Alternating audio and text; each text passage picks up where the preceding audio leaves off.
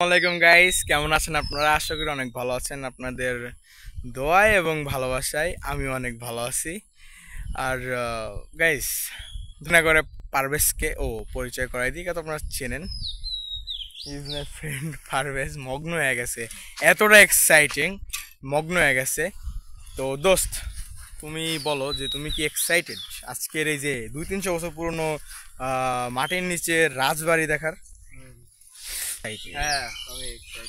যাই হোক, এক্সাইটেড।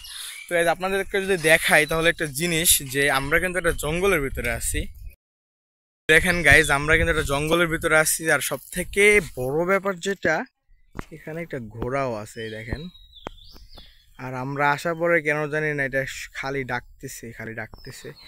যাই হোক, আমরা তো আর এই ঘোড়া দেখতে আসি না, আমরা যেটা আসছি দেখতে আসছি সেটাই দেখবো। এই দেখেন, এই পাশে আমাদের গন্তব্যস্থান। এই জঙ্গলটা পার হয়ে সামনে আর একটা জঙ্গল আছে।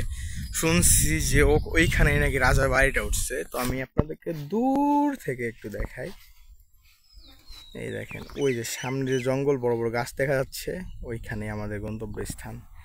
তো বেশি পেচর না করে চলুন দেখে আসা যাক। গাইস, বলতে বলতে আমরা সেই কাঙ্ক্ষিত স্থান, অর্থাৎ যেখানে রাজাবাড়িটা উঠছে, সেখানে চলে আসছি। আর আমরা বলে রাখি যে এলাকার এই জায়গায় কেউ নেই।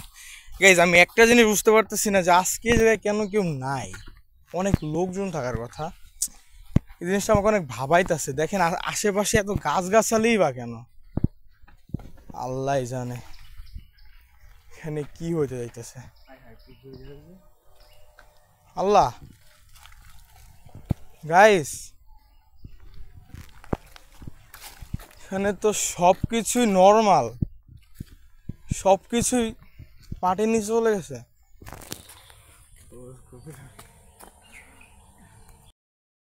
সব থেকে কষ্টকর বিষয় যেটা আসলে এখানকার, দেখেন আপনাদেরকে যদি একটু দেখাই, দেখেন ইট আছে, সব কিছুই আছে, বাট এটা খনন করার পরে সব কিছু কেন জানি না আবার মাটির নিচে ধামাচাপা দিয়ে দিছে। এটা কেন করছে এটা আমি জানি না। আর আসলে কি বলবো, আমি আগেও এখানে একবার আসছিলাম, তখন আইসা আমি সব কিছু দেখছিলাম খোদাই করা। দেখেন, আমি আপনাদেরকে দেখাইতেছি। দেখেন গাইস, এই যে এইখানটাতে একটা পিলার ছিল, এই যে এইখান থেকে এই পর্যন্ত এখানে একটা রুম ছিল, খোদাই করে পাইছিল। দেখেন, এখানে ইট আছে, সব জায়গায় ইট আছে। ওরা এখানে ইটটাও পাইছিল। বাট এই দেখেন গাইস, এই যে এই আর একটা পিলার, এই যে এইখান থেকে এই পর্যন্ত একটা পিলার এখানে খনন করা ছিল গাইস। বাট মাটির নিচে কেন, আমি এটা বুঝতেছি না। দেখেন, আপনারা বিশ্বাস না করলে দেখেন, দেখেন এখানে এখনো একটা গর্ত আছে। বুঝতেছি না, আমি কিচ্ছু বুঝতেছি না।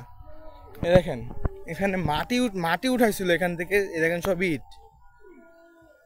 এখানে অনেক কিছু পাইছিল গাইস। কাকা, আসলে আমরা এই জায়গায় দেখলাম যে আমরা আগে 2-3 বার আসছিলাম, এই জায়গায় আমরা দেখলাম যে রাজার বাড়ি ছিল। তো এই জায়গায় ওইটা এখন বুঝাই দেওয়ার কারণ কি? শুনলাম যে কিছু পাইনি, না পাওয়ার ধরুন ওইভাবে পলিথিন দিয়ে নাকি বুঝিয়ে রেখে গেছে।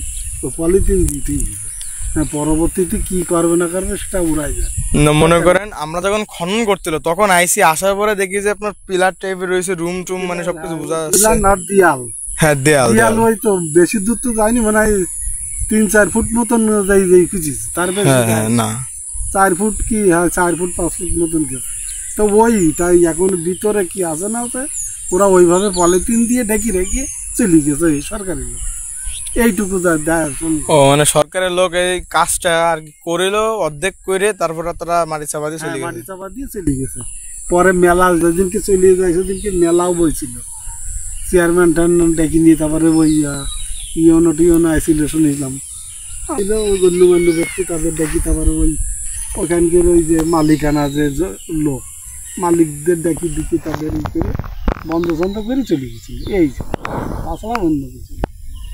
তার মানে এখন আমরা যেটা দেখতেছি ওই যে দূরে, মানে যেটা ওইটা আর কি এখন মানে পুরো ওই জায়গায় আর কিছুই নেই না। তো কাকা পাইনি আর কি, এটা এখন ওরাই জানে, যেহেতু পালি তো দেখা যায়। আমরা তো শুনিলাম মানে আমরা ওই জায়গায় সাইনবোর্ড লাগাই দেখলাম কলস টাইপের কি কি পাইছিল, তো সেইগুলো কলস কই, আমি তো কলসের কথা মানে সাইনবোর্ডে আর কি দেখিলাম আমরা এসে।